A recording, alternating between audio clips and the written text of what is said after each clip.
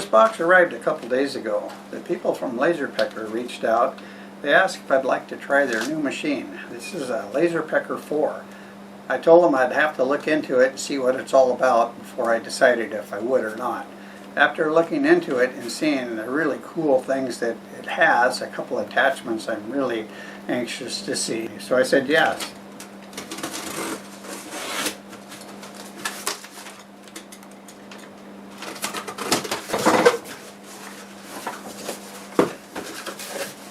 Aha, a box in a box.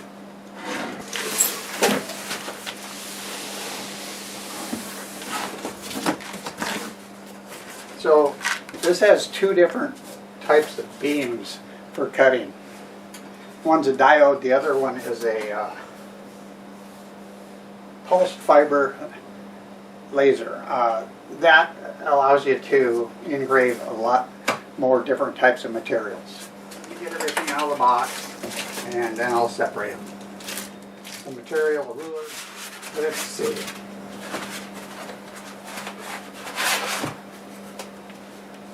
I don't know what it is yet.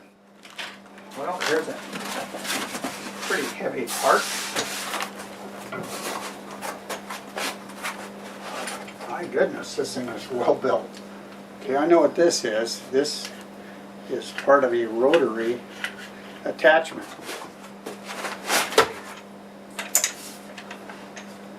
Well, I don't know what it is, but I sure think it's cool looking. I know what this is.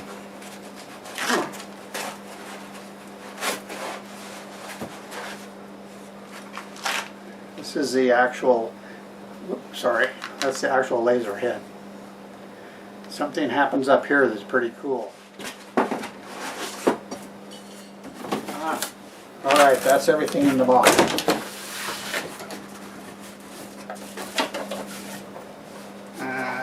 Cables, the shield, goggles, something for the rotary table, tool kit, USB cables, AC cord. That must mean there's a power supply in here. Elevation unit. Oh, that sounds like fun.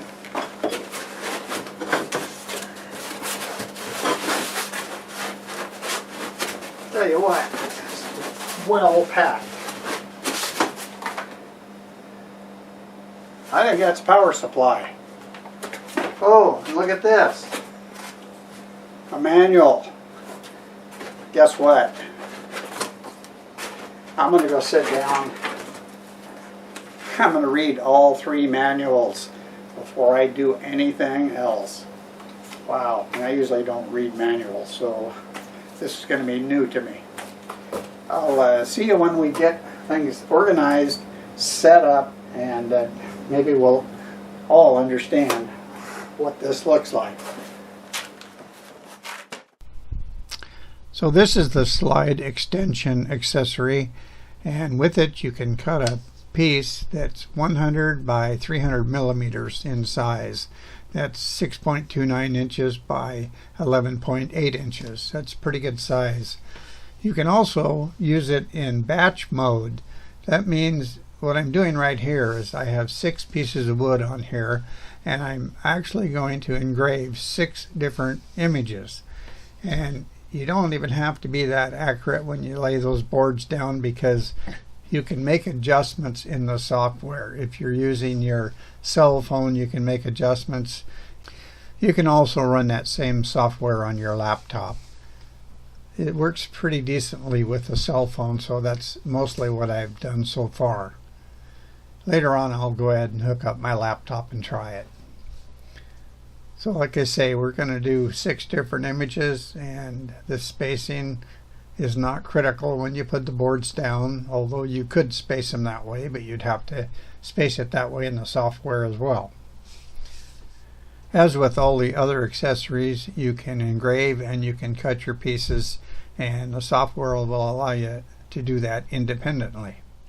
I'll show you all these at the end up close, and all these images came from the software itself. I'm still using the slide extension, but I'm not in batch mode. I'll be engraving one continuous image that's about 8 inches long, and what I really like about this is the laser pretty much stays in the same place except for cutting a horizontal line, and the slide extension moves. So not using the slide extension means that you'll see the laser beam cutting on an angle to reach the full size of the part. And when you're engraving, I don't think you can tell the difference. Possibly cutting, maybe so, but it works pretty decently both ways. And engraving this side takes hours to do, so I really need to speed this up, or I'm pretty sure you're not even going to want to watch. I have the accessory cutting plate that sits on top of the base, and the base is for engraving, and this plate is made the same way that the slide extension is, so you can engrave and cut on it. And it just has some space underneath it to make it easier to cut. You can see I've engraved a name across there, and now I'm cutting some little discs out of it, and again I'll show you all this stuff at the end. It does a good job of cutting, but like anything, you need to play with the settings. On this one I used full speed, a lower power, and 4 passes. Because this has 2 different types of laser beams, I'm trying out the 2-watt 1064 nanometer beam, which specifically is for different metals. This is a piece of aluminum I have in here. Your normal beam, the 10-watt 450 nanometer, really doesn't touch metal. You can have paint on there and it will make some marks, but you don't need to even paint this in order for this particular beam to work. So let's see how this turns out. These are little metal cans, and very spicy almonds came in them, and I do like spicy food. So I'm using that same beam to do it, and I'm marking them for the different finishes that I use because I have a lot of them and I've got a lot of different finishes I use. So these come in pretty handy, and being able to engrave them was better than using a Sharpie because that always would get wiped off when I'd clean the can. So I'm pretty happy with what I have here. Okay, we're having fun now. This is the stuff I like because I'm burning a feature ring on there. And I actually have a bowl where I made that very same feature ring. I'm going to show you this at the very end and explain exactly how this works. This really turned out nice, I have to say that. So again, I'll show you this when we're all finished up.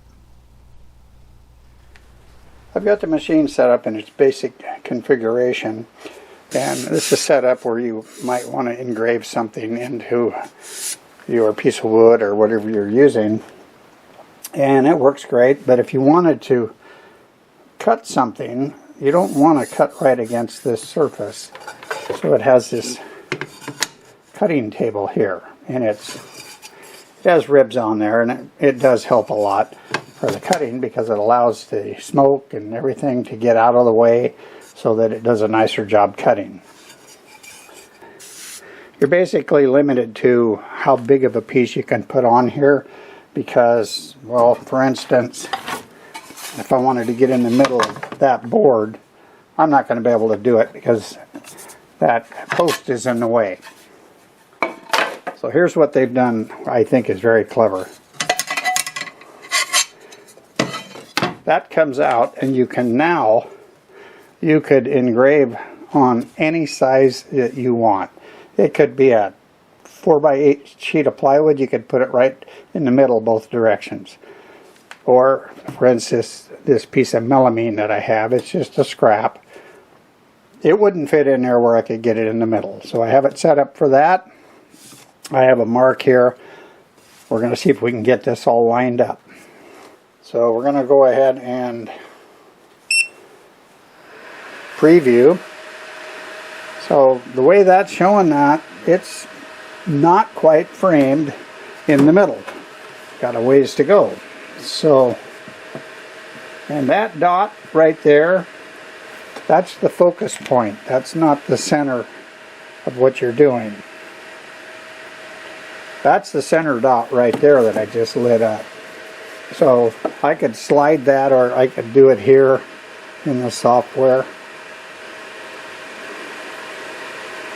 But you see how it's very sensitive. There, that's close enough. All right, now we're going to go ahead and send this over and set up the parameters.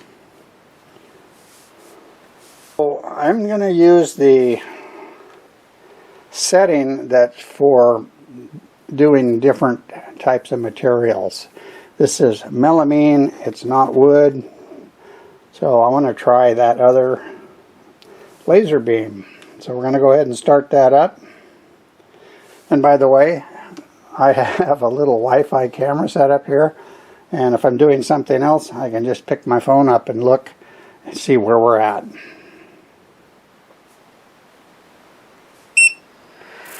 And there it goes. So again, I'm going to run this at a much faster speed.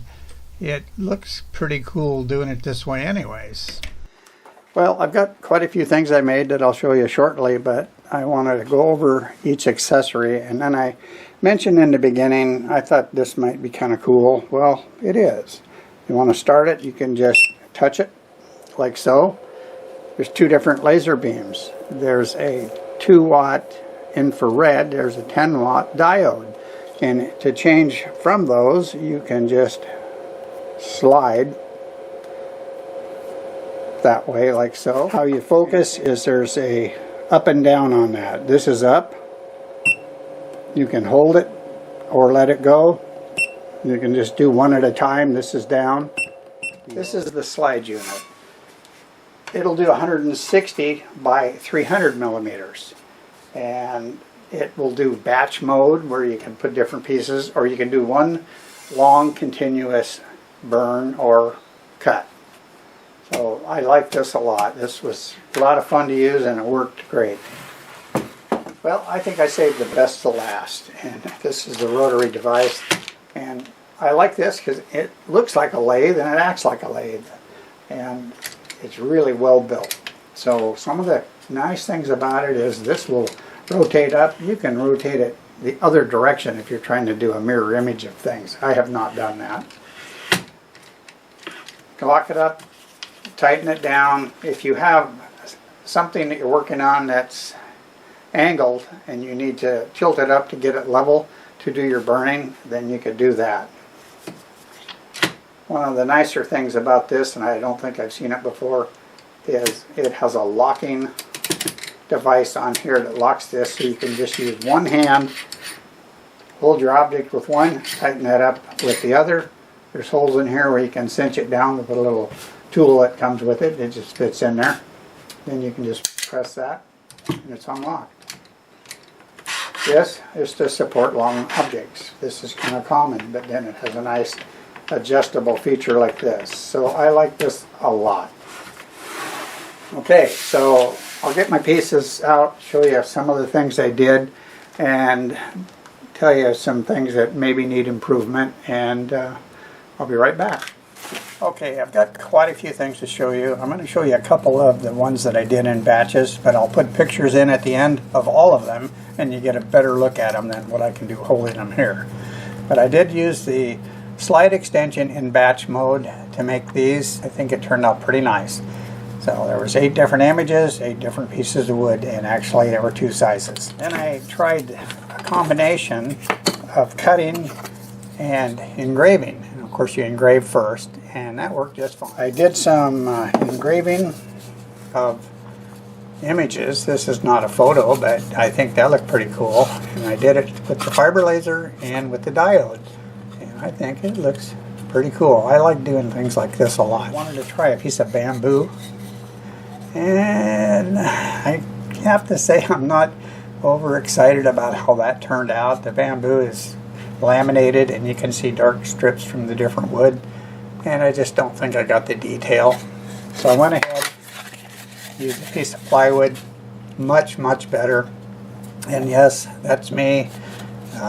Think about 1987, fishing the Clackamas River out of my drift boat. Caught a really nice salmon, and look how bright that salmon is. That was about as fresh as could be.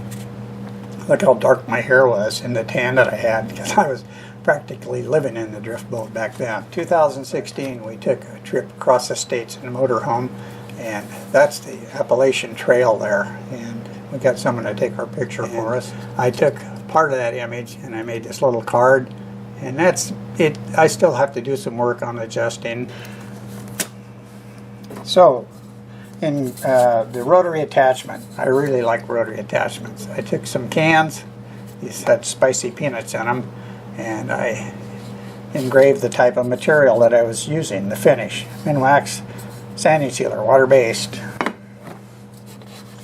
Polyacrylic, it's also Minwax, and Zinsser shellac.